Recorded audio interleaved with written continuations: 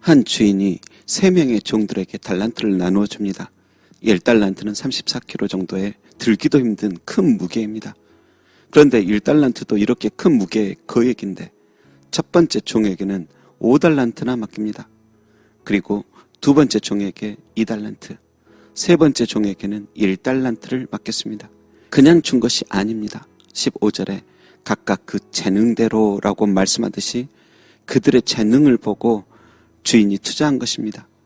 그러자 2명의 종들은 주인의 의도를 파악하고 맡겨주신 돈을 가지고 장사를 하여 오랜 후에 맡겨준 달란트만큼 배로 벌게 됩니다. 5달란트를 맡은 자는 원금 포함 10달란트로 돌려드리고 2달란트를 맡은 자 역시 원금 포함 4달란트로 돌려드린 것입니다. 주인은 너무도 흡족하여 그 종들을 향해 잘하였도다 착하고 충성된 종아, 내가 적은 일에 충성하였으며 내가 많은 것을 너에게 맡기니 주인의 즐거움에 참여할지어다 하며 칭찬하였습니다. 하지만 세 번째 종은 받은 1달란트를 땅에 묻어두어서 그 1달란트 그대로 주인에게 다시 돌려줍니다. 그리고 24절에 이렇게 변명합니다. 주인이여, 당신은 굳은 사람입니다. 여러분, 당신은 굳은 사람이다, 이 말은 바늘을 찔러도 피가 나오지 않을 것 같은 인색한 사람, 따뜻한 정이 없는 냉정한 사람, 딱딱하기 그지없는 무섭고 거친 사람입니다 라는 뜻입니다. 그리고 계속해서 주인이여, 당신은 심지 않은 데서 거두고 해치지 않은 데서 모으는 사람으로 내가 알고 있습니다 라고 말합니다. 여러분, 심지 않은 데서 거둔다라는 말은 씨를 뿌리지도 않았으면서 추수할 생각한다라는 뜻입니다. 또 해치지 않은 데서 모은다라고 말합니다. 여기서 해친다라는 말은 널리 분산시킨다라는 뜻입니다. 쭉정이와 알곡을 분리하기 위해서 추수한 곡식을 키질을 하며 공중으로 분산시키는 행동인 것입니다. 다시 말해 종은 주인에 대해 씨 뿌리지도 않고 추수하려 하는 사람, 키질도 하지 않고 알곡을 모으려 하는 기본도 안 된 사람, 게다가 냉정하고 무서운 사람으로 인식하고는 두려운 마음에 차라리 달란트를 땅에 묻어두고 아무것도 하지 않고 가만히 있는 것이 훨씬 낫다 여겼던 것입니다. 이 종은 그 주인에 대하여 너무 크게 오해하고 있는 것입니다. 아니, 실상은 오해도 아닌 철저한 변명이요, 자신의 어리석은 행동을 주인에게 책임 전가하는 것일 뿐입니다.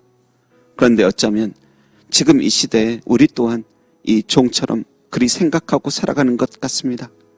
5달란트 받은 사람은 금수저, 2달란트 받은 사람은 은수저, 나는 1달란트 받았으니 흙수저. 그래서 하나님은 공평하지 않은 분, 간절히 구해도 냉정한 분, 그리고 무섭고 딱딱한 분. 하나님은 좋은 것을 주지도 않았으면서 우리에게 많은 영광을 받으려 하시고, 해치지도 않으면서 알곡을 거두려 하시고, 혼내시기만 잘하는 두려운 분. 그래서 불합리해요. 평등하지 않아요. 기도하고 찬양하고 삶 속에서 하나님께 영광 돌리는 것 하나님께나 좋지 내게 좋을 게 뭐가 있어요. 귀찮아요. 땅에 묻어두고 아무 일도 하지 않는 게 내 신상에 더 좋은 것 같아요. 이렇듯 마음 깊은 곳에서 항상 억울해하고 분노하며 탓하고 변명하며 미루며 살아갈 때가 많은 것입니다. 여러분, 혹시 우리가 이러한 마음가짐으로 살아간다면 빨리 회개하고 돌이켜야 할 것입니다. 무엇을 돌이켜야 합니까? 첫째, 하나님은 우리만 종처럼 고생시켜 홀로만 영광받는다는 생각을 돌이켜야 합니다. 여러분, 꼭 알아야 할 것은 5달란트 받은 사람은 원금 포함 10달란트를 돌려드리고 2달란트 받은 사람도 원금 포함 4달란트를 돌려드렸다 해서 주님만 배불리신 게 아니라는 사실입니다. 그들에게 잘하였도다 착하고 충성된 종아, 내 주인의 즐거움에 참여할지어다 했듯이 주님만 홀로 영광받는 게 아닌 종들도 주인과 같은 즐거움에 함께 동참한다는 것을 명심하시기 바랍니다. 또 2명의 종들이 막대한 달란트를 남겼는데도 적은 일에 충성하였다 말을 하시고는 많은 것을 맡기겠다 약속하십니다. 그렇다면 그것이 적은 일이라면 큰 일은 도대체 어느 정도일까요? 여러분, 이것은 천국 비유로서 5달란트, 2달란트와 비교할 수 없을 정도의 큰 일, 곧 영원하고 더럽혀지지 않고 쇠하지 않은 하늘 기업을 물려주시겠다는 뜻입니다. 두 번째, 우리가 반드시 돌이켜야 하고 깨달아야 할 것이 있습니다. 그것은 본문의 종처럼 불공평과 불합리함, 흑수저 이론만 내세우면서 책임 전가하고 탓하며 억울해하고 분노하는 마음만 가진 채 살아서는 결국 우리의 남은 것마저 다 뺏기고야 만다는 것입니다. 29절에 무릇 있는 자는 받아 풍족하게 되고 없는 자는 그 있는 것까지 빼앗기리라는 그 슬픈 말씀이 우리 삶에서 이루어져 버리는 것입니다. 여러분, 난 1달란트 뿐이다. 움직여봤자 무엇하나. 금수저들은 이미 저렇게 앞서가는데 하며 아무것도 하지 않고 산다는 것은 너무도 악하고 게으른 마음입니다. 하나님뿐만 아닌 무엇보다 우리 자신에게 너무 큰 죄를 짓는 행위입니다. 여러분, 주님께서는 우리 삶에 꼭 돈을 남겨야 한다를 말씀하시지 않았습니다. 가진 것만이 없어도 하나뿐인 이 귀한 목숨을 가지고 살아가는 날 동안 돈보다 더 귀한 참된 믿음, 귀한 소망, 아름다운 사랑을 우리 인생에 남기길 너무도 바라십니다. 하지만 이런저런 핑계를 대며 아무것도 하지 않으면 아무 일도 일어나지 않음을 넘어서 결국 뺏김과 슬픔과 눈물이 남습니다. 물론 무작정 일만 벌이기보다 때로는 그냥 가만히 있어 곰곰이 사유하며 그 몸과 마음을 최대한 안식하며 기도하고 기다리는 게 가장 현명한 선택일 때도 있습니다. 그러나 그럴 때를 제외하고 평생 원망하며 탓하며 아무것도 하지 않는다는 것은 곧 천천히 죽어가는 것과 같습니다. 삶의 방향성을 잃어버린 상태와 같습니다.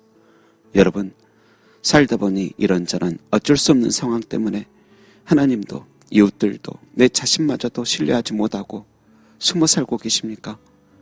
하지만 숨바꼭질도 때가 되면 나타나 함께 하나 됩니다. 그러니 부디 숨어있던 곳에서 나와서 나 여기 있다고 알려주며 환히 웃으며 다시 하나 되시기 바랍니다.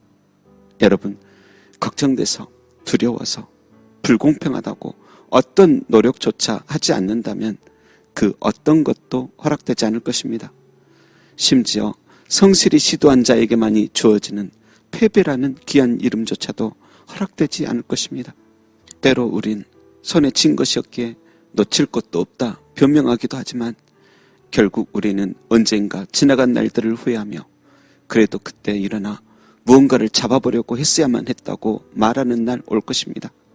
여러분, 작은 나무는 자기 모든 것을 태워 재가 되어가고 새들도 작은 벌레 한 마리 먹고자 이리저리 날개짓 하는데 우리만 이렇게 계속 후회의 늪에 빠져서 아무 일도 없었던 어제와 같은 오늘을 살고 또 그런 오늘과 같은 내일을 계속해서 살아가면 안 되지 않습니까?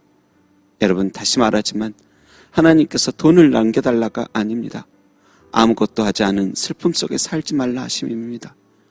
없다고 불공평하다고 해봤자 뭐하냐고 분노하며 살기보다 아직 늦지 않았으니 꼭 일이 아니어도 좋으니 아주 작고 소소한 일부터 하나씩이라도 하면서 그 속에 담긴 믿음, 소망, 사랑께서 하늘나라 오라 하심입니다. 기도하겠습니다. 아무것도 하지 않은 이의 슬픔보다 때로 실수나 패배가 있고 눈물이 흐를지라도 그래도 떨리는 발걸음 다시 내딛게 하옵소서. 그래서 길에서 햇빛을 만나고 바람을 느끼고 사람에게 인사하고 하나님과 동행하게 하옵소서. 그리고 지쳐 쓰러진 이들 일으켜 주소서. 위로해 주소서. 그들을 안고 가소서. 어디 있든 무엇을 하든 그 어디나 하늘나라 되게 하소서. 감사드리며 내 손잡아 날 일으키시며 하나님의 나라까지 인도하실 예수님의 이름으로 기도합니다. 아멘.